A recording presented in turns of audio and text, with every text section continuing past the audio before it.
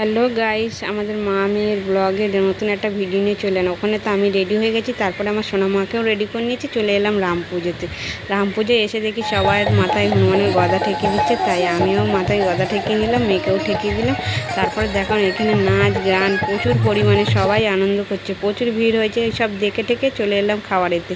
দেখো খাবার মেনুতে কি কি হয়েছে তোমাদের সাথে এবার শেয়ার করবো। এখানে প্রচুর পরিমাণে ভিড় হয়েছে।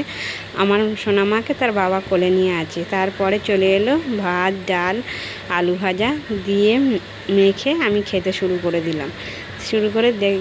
নিরামিষ খাবার কিন্তু কি দারুণ টেস্ট হয়েছে, বলে বোঝাতে পারবো না। ডাল ভাত খাওয়া শেষ করার সঙ্গে সঙ্গে চলে এলো এঁচোড়ের তরকারি। এঁচোড়ের তরকারিটা ছাড়িয়ে, এঁচোড়টা একটা ছাড়িয়েছে, খুব নরম আর খুব সুন্দর হয়েছে তরকারিটা। প্রসাদ যেমনই হোক, খুব দারুণ টেস্ট। এঁচোড়ের তরকারি শেষ হতেই চাটনি চলে এলো। চাটনির সাথে তো পাঁপড় ডুবি আমার খেতে বেশ লাগে।